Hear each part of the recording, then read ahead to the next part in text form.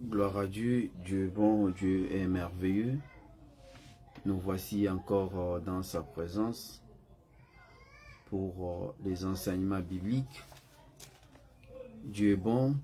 Nous avons commencé déjà notre cours.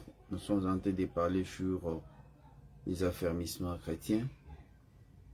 Et nous avons parlé sur les affermissements, nous avons introduit et nous avons dit que dans l'affermissement, l'affermissement chrétien, c'est les cours de base qui nous aident à comprendre les grâces sur la croix, les grâces de Jésus-Christ sur la croix. C'est que Jésus nous a accordé sur la croix comme grâce. Et nous avons dit que nous avons 9 leçons qui font partie des cours d'affermissement, qui font partie des cours de base. Et nous avons énuméré ces cours-là. Et nous avons commencé à parler sur la première leçon qui parle sur les 4 lois spirituelles. Et nous avons entamé la deuxième leçon qui parle sur l'assurance du salut. C'est là où on s'était arrêté la fois passée. Gloire à Dieu, on va prier pour commencer notre prière. Merci infiniment, Dieu de gloire, toi qui es notre Père. Nous t'en sommes énormément, infiniment reconnaissants. Toi qui fais chaque chose bon en son temps. Voilà pourquoi nous t'appelons le Dieu des temps favorables. Nous recommandons ces précieux moments dans tes saintes et glorieuses, précieuses mains. Notre prière est que tu commences avec nous comme Alpha, que tu chemines ensemble avec nous comme Emmanuel, jusqu'à ce que nous allons arriver à la fin avec toi comme Oméga. Nous recommandons toutes les étapes, les interventions ainsi que les intervenants. Nous recommandons le moyen de communication. Nous recommandons ces lieux. Nous recommandons tout ce qui va nous suivre. Et nous voulons que nous soyons en communion parfaite avec toi. Et nous nous levons contre tout ce que le monde des ténèbres aurait planifié pendant ces moments. Tout esprit de distraction, d'envoûtement, de pensées négatives, de pensées ailleurs, d'incrédulité et des critiques destructives. Nous les chassons et nous les précipitons au bas de ta croix. Et c'est là au nom puissant de notre Seigneur Jésus-Christ. Et nous tissons ton feu de l'esprit en ces lieux, en fait d'embraser et de consumer toute œuvre qui n'est pas de toi en ces lieux. Ma prière est que ces lieux soient comme une flamme de feu, afin de consumer toute flèche et rusées enflammées du malin. Et nous envoyons le feu dans le camp du diable, afin d'embraser tous leurs obstacles, d'embraser tout ce qu'ils auraient planifié pour nous combattre. Ma prière est qu'ils soient mal à l'aise jusqu'à la fin. Et nous demandons ta sainte protection, Père éternel, Dieu de gloire, comme tu l'as dit dans ta parole. Et si toi tu ne protèges pas, celui qui protège, protège en vain. Que cela soit ainsi, Père éternel, Dieu de gloire, dans le nom puissant, glorieux de ton Fils unique Jésus-Christ de Nazareth.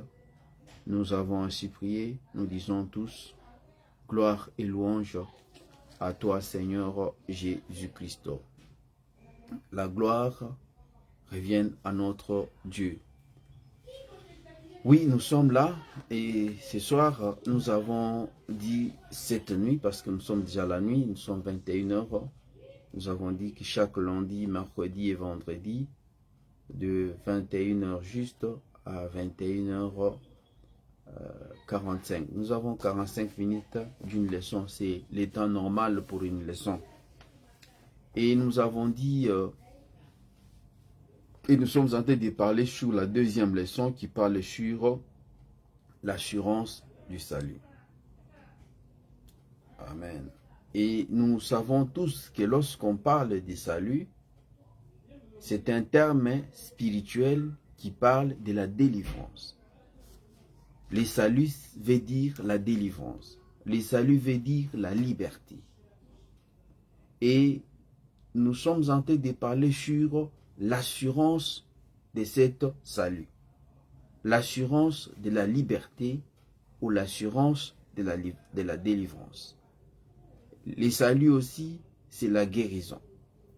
Donc, on peut parler de salut comme guérison, on peut parler de salut comme délivrance, comme liberté, Et nous sommes en train de savoir combien nous pouvons comprendre ce que Christ, qui est notre Dieu, nous a donné sur la croix.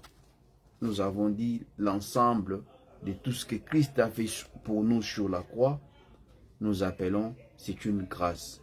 Et nous savons bien la définition de la grâce, c'est un don immérité que Dieu nous a accordé par notre Jésus-Christ. Nous avons premièrement dit, le premier point qui nous parle sur les saluts de la grâce, c'est d'abord Christ est venu dans notre vie. Ce qui nous rassure que nous avons les saluts, c'est que Christ d'abord est venu dans notre vie. Il a accepté de venir habiter en nous, vivre en nous. Amen. Et nous avons dit, le fait qu'il est venu habiter en nous, c'est d'abord ce qui nous rassure, qui nous donne l'assurance de cette salut-là. Parce qu'il dit, lui en nous, l'espérance de la gloire. Lui en nous, nous sommes plus que vainqueurs. Lui en nous, l'impossible devient facile, possible.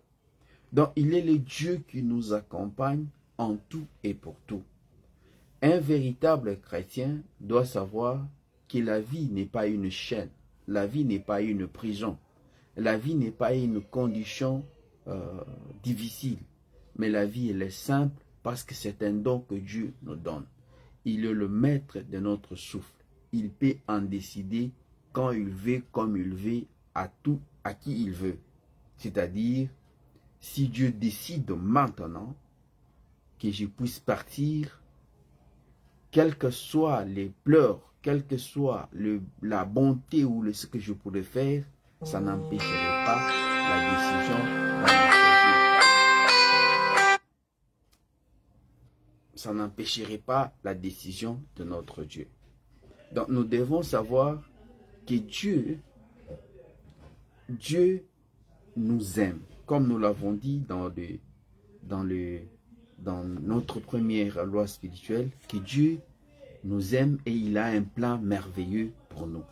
Ça c'est quelque chose que nous devons avoir et qu'on ne peut jamais nous ôter. C'est-à-dire, on ne peut jamais nous les enlever.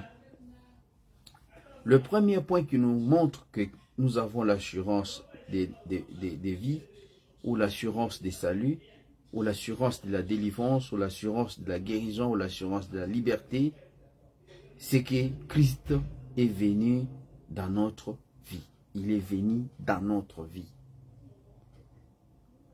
Et nous avons dit, Jésus-Christ promet d'entrer dans notre vie à condition de lui ouvrir la porte.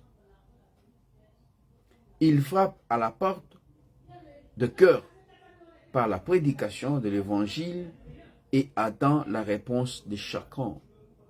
Donc, Christ vient. Chaque fois que nous écoutons la parole, parce que lui, il est la parole. Chaque fois que nous écoutons la parole, et que cette parole-là, nous voulons qu'elle entre en nous, qu'elle habite en nous, nous n'avons qu'à ouvrir la porte. Et si nous ouvrons la porte, cette parole entrera en nous et vivra avec nous et donnera beaucoup de choses à nous. Parce que nous devons savoir que lorsque Christ est en vous, les choses vont changer dans votre vie. Christ, c'est le symbole de changement de la vie d'une personne. C'est-à-dire, lorsque tu reçois Jésus-Christ, il est capable de te transformer, de te changer, de faire de toi une personne autre. Amen. Parce que nous devons savoir avec Dieu, Dieu peut ramasser le néant, comme il a dit dans sa parole, de la poussière, il enlève les intelligents et il les fait asseoir avec le grand. C'est-à-dire, Dieu est capable de te ramasser là où personne ne pouvait tenir compte de toi et te mettre au niveau du grand, te faire asseoir avec le grand, te faire asseoir avec les gens que tu n'avais jamais imaginé d'être avec eux. Voilà pourquoi j'ai toujours regretté d'avoir qu'il y a des gens jusqu'à aujourd'hui qui n'ont pas compris que Dieu est tout pour nous.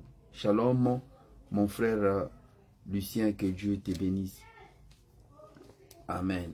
Donc, si vous voulez que votre vie change, parce qu'avec notre Dieu, la Bible nous dit, ce qui est impossible aux hommes est possible à lui.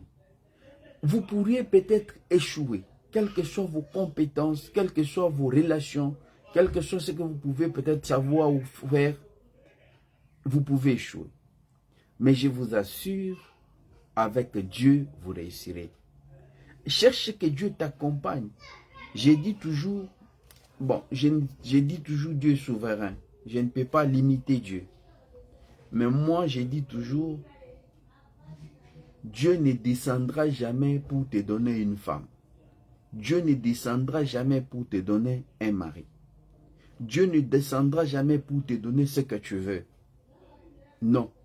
Tu dois chercher. Tu dois vouloir chercher ce que tu veux. Tout ce que tu voudras avec Dieu, ça sera meilleur. Amen. C'est-à-dire, je vais dire à quelqu'un ce soir, tu as fait un choix et que tu regrettes de ton choix aujourd'hui. Donc chaque fois quand tu t'aimes, tu commences à regretter de ton choix. Je te dis que tu feras beaucoup de temps et tu ne changeras jamais. Et tu risques de piquer une crise à cause de ces chagrins que tu as chaque fois de l'avoir fait l'erreur de ton choix. Mais je vais te dire ce soir, tu as fait un mauvais choix, bien sûr. Je suis d'accord avec toi. Mais tu as besoin d'un changement. Mais je vais t'assurer aujourd'hui que lorsque tu reçois Jésus-Christ dans ta vie et que tu lui confies le choix que tu avais fait, sache que ton choix sera un meilleur choix. Est-ce que tu peux dire Amen, que ce que tu avais fait comme un mauvais choix, le fait que tu le donnes maintenant à Dieu, ça deviendra un bon choix pour toi. Essaie un peu d'aller au-delà de ce que tu penses et associer Christ dans tout ce que tu fais. Tu verras que la vie est meilleure qu'avec Christ. Gloire à Dieu. Ça, c'était un message pour toi qui m'écoute ce soir. Christ est venu dans notre vie. C'est la première assurance du salut que nous avons.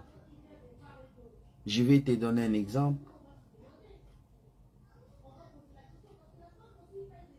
Tu vis seul ou tu avais une situation compliquée quelque part.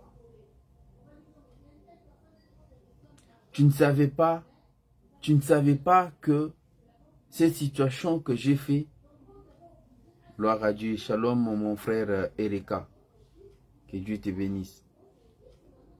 Donc, tu es dans le noir.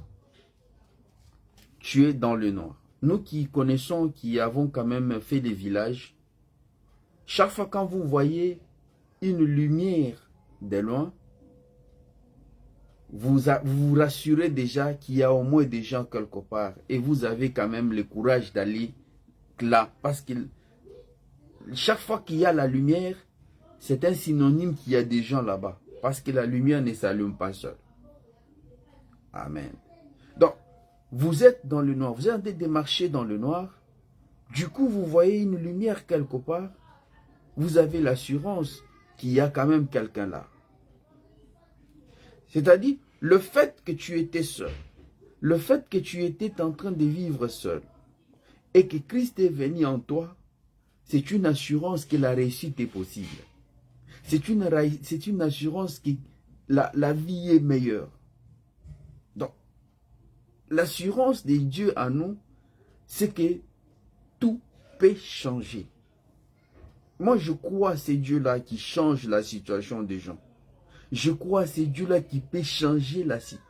Quel que soit ce que tu peux être, quelle que soit la situation que tu peux traverser, je t'assure que Christ est l'assurance de notre salut, est l'assurance de notre changement, est l'assurance de notre délivrance, est l'assurance de notre être. Quelles que soient les conditions ou la prison qu'on peut te mettre, je t'assure, au nom de Jésus, le mur s'écroule. Au nom de Jésus, les chaînes tombent. au nom de Jésus, tout change. Amen. Voilà pourquoi la Bible nous rassure. Il est le seul qui a reçu le nom qui est au-dessus de tout nom. Afin qu'en son nom, afin qu'au nom de Jésus-Christ, tout genou fléchisse dans le ciel, sur la terre et sous la terre. Je vais vous expliquer. La Bible dit, tout genou fléchisse dans le ciel. Qu'est-ce qui sont dans le ciel? Nous avons les anges et les archanges. Amen. Qu'est-ce que nous avons sur la terre?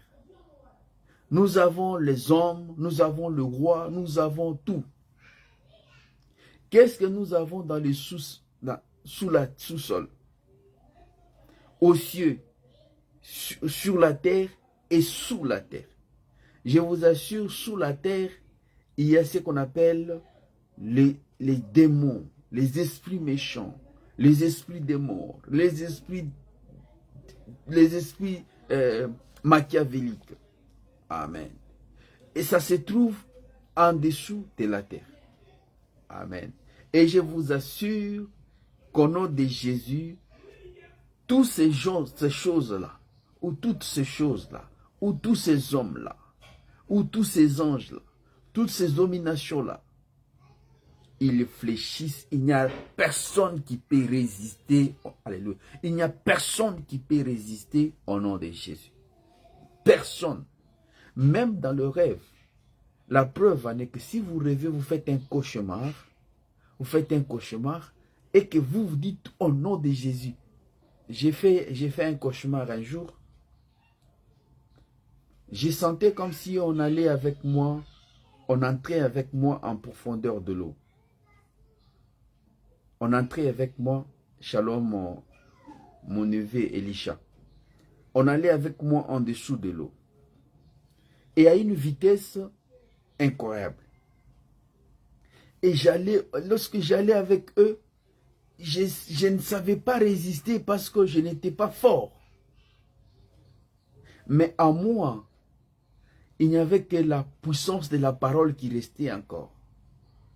Et lorsqu'on allait avec moi, je ne faisais que crier Jésus, Jésus, Jésus, Jésus, Jésus, Jésus. Et j'ai dit Jésus. Je ne sais pas la profondeur à laquelle on était déjà arrivé, mais je vous assure, lorsque j'ai dû crier seulement Jésus, j'étais déjà au-dessus. Amen. Non, non, nous avons quelqu'un qui s'est sacrifié pour nous. Et ce quelqu'un-là est capable de faire tout dans ta vie. Les chrétiens doivent comprendre que Christ est présent dans sa vie selon sa promesse. Il a promis qu'il viendra à nous. Il a promis que lorsque nous ouvrons la parole, la porte de notre cœur, il vient. Tu le vois, je ne le vois pas, mais je sens. Parce que c'est que j'ai l'assurance, parce que je sais que quel que soit ce que je traverse, il y a toujours une solution dont je ne sais pas comment c'est venu. Amen. Donc, je suis en train de... Je ne sais pas peut-être expliquer ce que je sens des fois avec Dieu. Je n'ai que là pour dire, pour le louer après avoir vécu ce qu'il fait de moi. Amen. C'est ça le travail que j'ai maintenant, c'est louer Dieu dans toutes les circonstances qu'il fait pour nous. Deuxième point qui nous montre, qui nous rassure du salut, du salut dans notre vie, c'est que nous devons savoir nos péchés ont été pardonnés. Amen. Ce qui rassure, ce qui nous rassure, que nous avons été libérés, c'est que nos péchés ont été pardonnés. Quelle que soit la culpabilité que le diable semble me faire voir, que je ne suis pas pardonné. Non, le diable, tu te mens, tu te trompes. J'ai fait du mal, mais Christ m'a déjà pardonné. Amen. Il m'a déjà pardonné. je suis sûr. J'ai dit donner le mercredi, j'ai dit, Christ, ce n'est pas une personne. Christ, ce n'est pas le concret. Christ, c'est la parole. Il suffit seulement de prendre la parole, de la lire, et elle devient réma pour vous. Témoignez, confessez que je suis déjà pardonné, je suis libre, je suis délivré. Parce que Christ a dit dans sa parole, dans le livre de Jean chapitre 1, de 1 Jean chapitre 1, verset 9, que si nous confessons nos péchés, il est fidèle et juste pour nous pardonner et nous purifier de toute iniquité. Amen. Souvent, je fais comprendre aux gens parce que lorsque nous parlons de l'iniquité. L'iniquité, c'est comme les péchés. On dit toujours l'iniquité, c'est un péché. Mais il y a du sens, il y a un autre sens d'iniquité que je comprends souvent. Parce qu'on nous dit, si nous confessons nos péchés, il est fidèle et juste pour nous pardonner et nous purifier de toute iniquité. Qu'est-ce qu'on entend par iniquité? Moi, je dis toujours l'iniquité, c'est une peine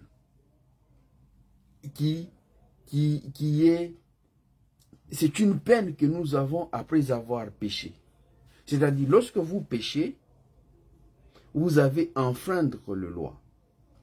Et vous méritez une peine. C'est comme ça, je te donne un exemple. Vous avez volé. C'est un péché.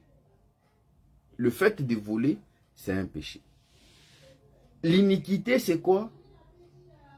C'est lorsque vous avez péché, qu'on vous arrête, on va vous emprisonner. Amen. Donc, les conséquences du péché, c'est ce qu'on appelle, c'est ce que moi j'entends parler par l'iniquité. C'est-à-dire, la peine, par exemple, je parle encore, la Bible nous dit, les salaires du péché, c'est la mort. Donc, la mort, c'est l'iniquité du péché. Amen. Les salaires du péché, c'est la mort. L'iniquité du péché, c'est la mort. Amen. C'est-à-dire, lorsque vous péchez, vous allez mourir. Mais la Bible nous dit, notre Dieu, si nous confessons nos péchés, il est fidèle et juste pour, nous pardonner à ce que nous avons fait comme péché, et de deux, il enlève l'iniquité, la condamnation qui demeurait sur nous, ou la peine qui était sur nous. Alléluia. La peine qui était sur nous, Dieu prend la peine. Voilà pourquoi la Bible nous dit, il est notre rédempteur, il est notre rémission. Nous avons dit ça dans le livre, et lorsque nous avons parlé sur le deuxième point, nos péchés ont été pardonnés. Colossiens chapitre 1, verset 12 à 13, on nous dit, notre Christ, il est le rédempteur. Le rédempteur, nous avons dit, la rédemption signifie le rachat d'un esclave. Le rachat d'un esclave. Notre Christ, il est la rédemption. Il est, je dirais peut-être, dans le terme de, par exemple, d'une taxe. Par exemple, on vous a arrêté. Lorsqu'on vous arrête, on vous maltraite. Vous devenez esclave, vous devenez prisonnier. L'amende, c'est-à-dire, pour qu'on vous libère, il faut que vous payiez une caution, que vous payiez quelque chose, afin que vous puissiez recouvrir votre liberté. Et Christ, pour que nous recouvrons notre liberté, il s'est donné lui-même. Il a donné sa vie pour que moi je sois libre. Voilà pourquoi nous l'appelons le Rédempteur. Parce qu'il est le seul qui s'est donné comme prix, comme sacrifice, comme caution, comme amende, afin que nous soyons libres. Il est notre Rédempteur pour nous racheter de l'esclavagisme, nous racheter du péché, nous racheter du condamnation de l'éternel de l'enfer. Et on nous dit, il est aussi la rémission, la rémission de péché. La rémission de péché signifie le pardon du péché. Il est notre rémission du péché. C'est-à-dire, il est celui qui nous pardonne, qui pardonne nos péchés. Il est le seul qui pardonne le péché. J'ai dit autrefois, lorsque Dieu vous pardonne, il oublie. Il n'est pas comme un homme, quand il vous pardonne, demain ou après-demain, il vous rappellera ce que vous avez dit. Nous avons la rédemption et la rémission de péché en Jésus-Christ seul. Nous avons la rédemption et la rémission du péché qu'en Jésus seul. Troisième point qui nous montre que nous avons l'assurance de notre salut. Tous nos péchés sont rachetés. Tous nos péchés sont rachetés. Colossiens chapitre 2, verset 13. Colossiens chapitre 2, verset 13. Jean chapitre 8, verset 10 à 11. Jean chapitre 8, verset 10 à 11. Tous nos péchés sont pardonnés et nous ne devons plus pécher par la suite. Nous ne devons plus pécher par la suite. J'ai parlé, lorsque nous avons parlé sur la repentance, nous avons dit que la vraie repentance a des parties. C'est-à-dire, la première partie de la repentance, c'est d'abord la reconnaissance de ses péchés. La deuxième partie de la reconnaissance des péchés, c'est la confession. La confession. Après la confession, nous avons le demande de pardon. Après le demande de pardon, nous avons à demander à Dieu de ne pas repêcher, de ne pas pécher encore comme on avait péché, de ne pas plus commettre le péché à laquelle on a demandé pardon. Que Dieu vous aide de ne plus tomber encore. Et nous avons aussi parlé de la restitution. Nous avons parlé aussi de la réparation. Il y a de ces péchés-là qui exigent la réparation. Il y a des péchés-là qui exigent la restitution. C'est-à-dire, tu ne peux pas demander pardon à Dieu pour avoir détourné l'argent et tu gardes l'argent que tu as détourné. Non, tu ne peux pas. Ça, c'est pas un pardon. On ne t'accordera pas les pardons. C'est que tu as demandé pardon, mais tu dois prendre ce que tu avais volé, aller restituer. Aller vers la personne. Vous voyez, j'avais piqué cet argent et je suis venu te le restituer parce que je suis gêné. J'ai toujours donné l'exemple de quelqu'un qui avait volé son poulet, qui avait volé le poulet pendant les fêtes. Vous savez, en Afrique, en fait, vraiment, la nouvelle année, si vous n'avez pas quelque chose, vous devenez trop frustré. Tous les parents sont chauffés parce qu'il faut quand même faire quelque chose aux enfants. Et les enfants ne savent pas si papa va trouver ou pas, mais les papas sentent cette chaleur-là. Et ainsi que le papa est allé voler un poulet chez son patron pour ramener aux enfants. Les enfants ont festoyé, papa nous a amené le poulet, c'était la fête. Mais si papa l'avait volé le poulet. Et lorsqu'il avait volé le poulet, les papas s'est retrouvé prisonniers. Nous avons dit, lorsqu'on avait parlé sur les péchés, on avait dit, lorsque vous péchez, vous devenez esclave du Satan. Vous ouvrez une porte au diable. Et nous avons donné l'exemple en disant que lorsque vous volez, comme l'exemple du poulet que je suis en train de donner, et le monsieur qui avait vu le monsieur voler le poulet, il a commencé à le maltraiter. Pourquoi? Parce il a perdu son pouvoir. Il a perdu ses capacités et il est devenu faible. Parce que chaque fois, on le rappelait toujours, tu sais que tu as volé. et ça les rendait faibles et il est devenu esclave de ces messieurs, là. Donc nous devons savoir que tous nos péchés ont été, je m'excuse, c'est la fatigue, 5 heures on est debout, on fait des courses, mais Dieu nous donne toujours la force. Tous nos péchés ont été rachetés. Ça, nous devons le savoir. On doit quand même lire dans le livre des Colossiens. Colossiens chapitre 2.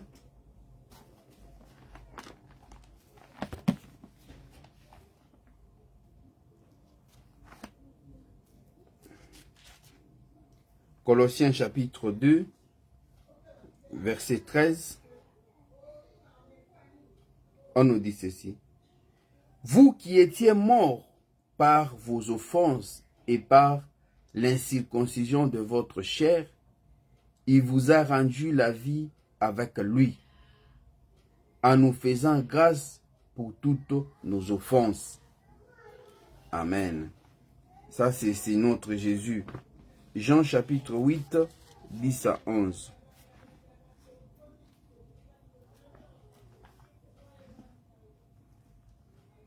Jean chapitre 8,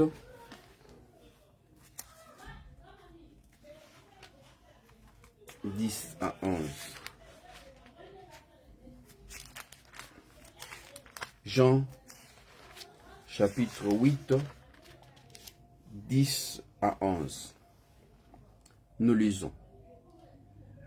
Alors s'étant relevé et ne voyant plus que la femme, Jésus lui dit, « Femme, où sont ceux qui t'accusaient? Personne ne t'a-t-il condamné? » Elle répondit, « Non, Seigneur. » Et Jésus lui dit, « Je ne te condamne pas non plus. Va et ne pêche plus. » Amen. Amen. Donc ici, on nous dit que lorsque nous péchons, Jésus nous dit, il nous pardonne, mais il ne veut plus que nous puissions encore pécher. C'est l'exemple de cette femme qui a été accusée de l'adultère. Jésus a dit, gloire, bien sûr, vous l'avez pointé comme pécheur, allez, punissez-les, commencez à la lapider. Si quelqu'un se reconnaît pur, se reconnaît parfaite, qu'elle les lapide. Et j'ai dit toujours, gloire à Dieu que ces gens ici, ils étaient sincères. Sincères. Ils sont partis parce qu'ils s'est retrouvés, ils s'est condamnés eux aussi. Et je prends toujours l'exemple de ces gens ici, je les mets aujourd'hui actuellement. Ah, il y a les gens qui vont te lapider et après il va dire, non, je n'avais pas bien compris. Par honte, hein, parce que les gens sont devenus trop cruels. Trop cruels. Tu vas voir un voleur crier sur un autre voleur. Un voleur condamne un autre voleur. Ça, c'est actuel. Il y a des gens, lui, hein, il est un grand voleur, mais le fait qu'on ne l'a pas vu, il se croit saint.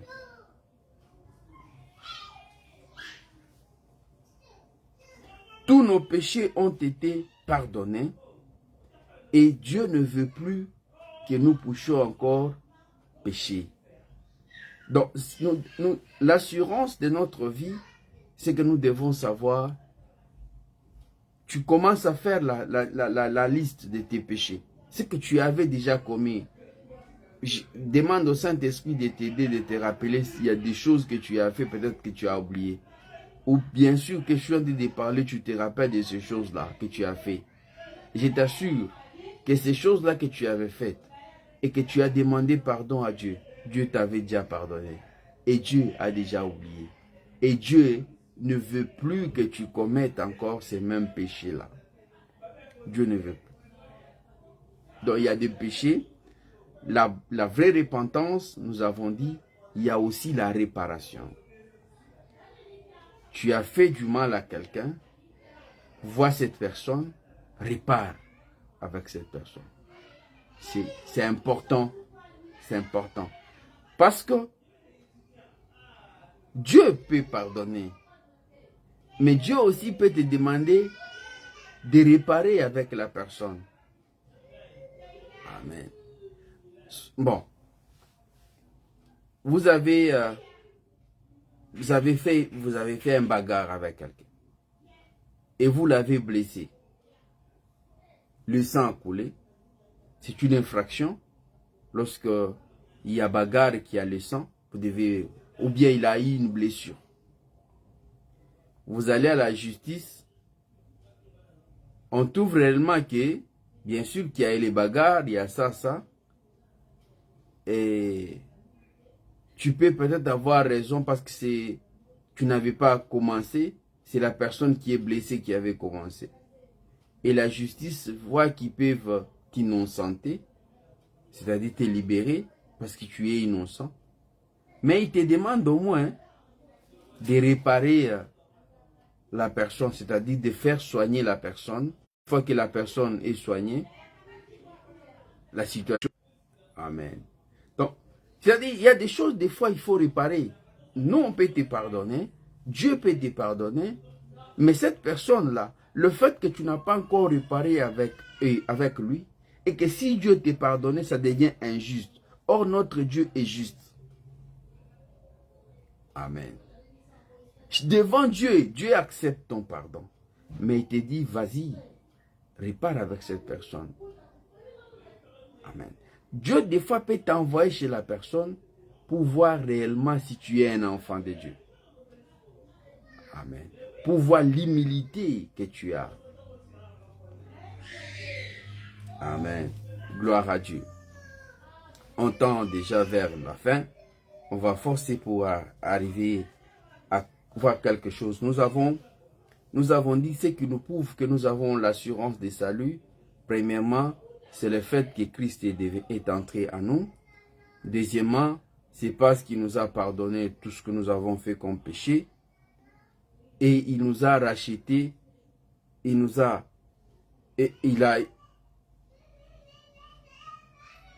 a racheté nos péchés. Donc, tout ce qu'on avait comme péché, il a payé un prix pour ça. Et quatrième point, nous avons la vie éternelle. Amen. Donc, l'assurance des saluts, c'est que nous avons la vie sans limite. La vie éternelle. 1 Jean chapitre 5, verset 20. Souvent, c'est le vendredi où la fatigue se manifeste.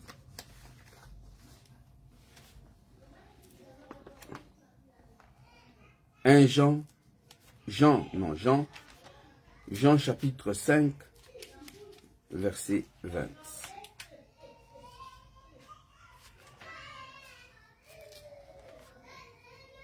Jean chapitre 5, verset 20. Non, c'est 1 Jean. 1 Jean, Apocalypse. 1 Jean chapitre 5, verset 20. Nous savons aussi que le Fils de Dieu est venu, qui nous a donné l'intelligence pour connaître les véritables. Et nous sommes dans le véritable en son Fils Jésus-Christ. C'est lui qui est le Dieu véritable et la vie éternelle. Amen. Donc notre Christ, lorsque nous l'acceptons, lorsqu'il vient à nous, lorsqu'il habite à nous, nous avons l'assurance que nous avons une vie éternelle. Amen. Nous avons la vie éternelle. Le Fils de Dieu est le Dieu véritable. La vie éternelle vient de ce que nous acceptons Jésus-Christ dans notre vie. Celui qui a le Fils de Dieu a la vie éternelle. Amen. Celui qui a le Fils de Dieu en lui a la vie éternelle. Question. Est-ce que tous ceux qui meurent n'ont pas la vie éternelle?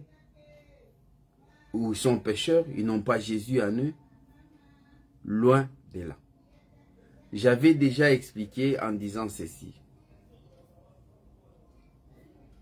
Lorsque nous parlons d'abord de la mort, premièrement, nous avons ce qu'on appelle la mort spirituelle.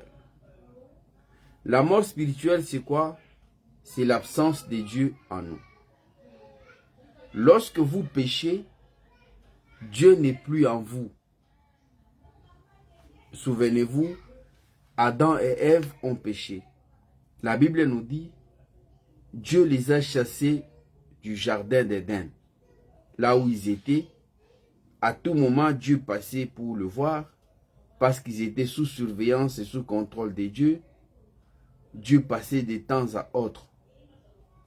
Et dans le jardin d'Éden, Dieu n'avait que deux buts, c'est-à-dire instruire l'homme et le protéger.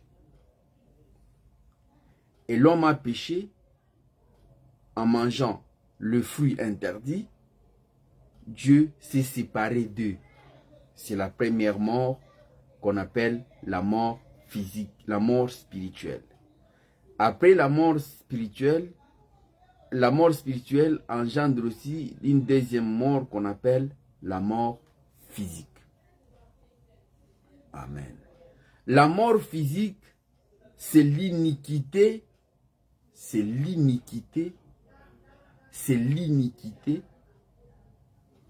du péché. Amen. C'est-à-dire, lorsque vous péchez, la Bible dit, le salaire du péché, c'est la mort. Lorsque vous péchez, vous n'aurez que récompense la mort. Vous mourrez. Amen. Premièrement, vous mourrez spirituellement. Et deuxièmement, vous mourrez spirituellement. Vous mourrez physiquement. La Bible nous dit, si vous avez Christ, vous allez avoir une vie éternelle. Amen. Est-ce que vous ne mourrez pas? Spirituellement, non, vous ne mourrez pas. Mais physiquement, vous mourrez. Jésus a ressuscité Lazare. Je suis sûr et certain que Lazare a reçu Christ. Et Lazare peut être vivant. Et il y a eu dans la Bible l'explication de là où le mort part. Parce que souvent on se pose la question, où vont les morts? Et la Bible elle est claire en nous disant ceci. Le paradis n'est pas encore ouvert. Si quelqu'un meurt en Christ, il va dans le lieu de repos. Et si quelqu'un meurt dans le péché, il va dans le lieu de tourment. C'est-à-dire, l'enfer n'est pas encore ouvert, mais il y a le lieu de tourment. Il y a aussi le lieu du repos. Et le paradis sera ouvert après la venue du Christ, après les jugements. Et la Bible nous parle que Lazare, il y a eu un riche homme qui est mort et qui a vu que Lazare était de l'autre côté avec Abraham. Et il a demandé s'il pouvait quand même voir ce jeune homme-là. Et il s'est dit que la distance qui leur séparait, bien qu'il le voyait, mais c'était impossible. C'est comme s'il y avait un ravin qui leur empêchait d'accéder de l'autre côté là. C'était impossible d'aller de l'autre côté. Il a dit, s'il y a moyen qu'il m'amène même, qu'il me fasse tomber même une goutte d'eau, parce que je suis à sec. Il a dit, c'est impossible. Donc la situation ou l'astrose qu'il vivait de l'autre côté là, c'était tellement pénible qu'il cherchait même une goutte d'eau pour s'abreuver, mais il n'en trouvait pas. Et j'ai aimé cet homme-là. Il a dit, bien que maintenant je suis en train de traverser cette situation, je ne peux pas être de mauvaise foi pour ne pas signaler aux autres. Comme je connais Lazare, pourriez-vous ne pas demander un peu à Lazare? J'ai quelques frères qui sont là, qui vivent aussi comme moi, qui font aussi les erreurs comme moi, qui sont têtus comme moi. Mais je ne veux plus, peut-être ils sont encore ignorants parce qu'ils ne savent pas là où je suis. Moi, j'y suis déjà, mais je n'en veux plus qu'ils viennent ici où je suis. Je préférerais qu'ils vaillent, qu'ils se retrouvent là où vous êtes. Qui envoie un peu Lazare, qui leur un peu signalé, leur fait signe ou signaler mes frères de ne plus faire ce que nous faisions, qu'ils puissent accepter Jésus-Christ comme Seigneur et Sauveur, afin qu'ils se retrouvent de l'autre côté qui ne vient plus vers moi. Et Abraham lui a répondu, non, lui ne peut plus encore aller là-bas. C'est impossible qu'il aille aussi là-bas. Mais ne t'en fais pas pour tes frères. Ils doivent savoir qu'il y a le prophète, qu'il y a les pasteurs, il y a les anciens, il y a les évangélistes, il y a la parole de Dieu qui est encore prêchée aujourd'hui. S'ils écoutaient, s'ils acceptaient cela, s'ils mettaient en pratique cela, certes, ils ne viendront plus chez toi, mais ils viendront vers chez nous. Amen. C'est le temps où nous parlons. Ça sera trop tard comme pour ces messieurs-là. Ne cherche pas que ce soit trop tard comme pour ces messieurs-là. Toi au moins tu as écouté. Lui peut-être n'avait pas écouté. N'endurcissez pas vos cœurs. C'est ce que la Bible nous demande. Nous avons la vie éternelle. Ça c'est une assurance du salut. Que nous qui étions morts, nous qui étions condamnés à la malédiction, nous qui étions condamnés aux stérilités, nous qui étions condamnés à des situations compliquées, nous devons savoir que nous avons la vie éternelle. Nous avons la guérison. Nous avons la protection. Nous avons la maternité. Nous avons tout ce que nous pouvons avoir besoin dans notre vie. La personne qui a Jésus-Christ dans sa vie ressuscitera au dernier jour. Amen. Les chrétiens doivent comprendre qu'il a la vie éternelle dès le moment où il a reçu Christ dans sa vie, c'est-à-dire qu'il vivra éternellement avec Dieu. Même s'il meurt aujourd'hui, il n'est pas mort. Même s'il meurt aujourd'hui, il n'est pas mort. Si il est mort physiquement, mais spirituellement, il n'est pas mort. Amen. Gloire à Dieu. On s'est limité par là. J'ai fourni de l'effort pour arriver un peu à ces niveaux, pour que nous puissions arriver à ces temps, parce que je sens déjà que le corps ne répond pas, l'esprit est disposé, mais la chair est devenue trop faible. Amen. C'est par son esprit que nous avons tenu jusqu'à la fin. Merci, tendre Père Dieu du gloire du Tout-Puissant. Nous t'en sommes totalement, infiniment reconnaissants. Nous disons infiniment merci. Toi qui avais commencé avec nous lundi, jusqu'aujourd'hui vendredi, ta main puissante et glorieuse nous a accompagnés en tout et pour tout. Il y a des choses que tu as fait pour nous, que nous avons vues, ainsi d'autres grands que nous n'avons pas vus. Nous te disons sincèrement merci. Et nous te recommandons le reste du temps dans tes saintes mains. Tout le week-end, sois avec nous, que ne nous laisse pas entrer dans la distraction. Et nous recommandons, nous sanctifions tout ce que nous ferons par notre parole et par notre foi que nous marcherons selon ta parole et que nous vivrons selon ta parole. Car nous croyons qu'avec toi, l'impossible devient possible.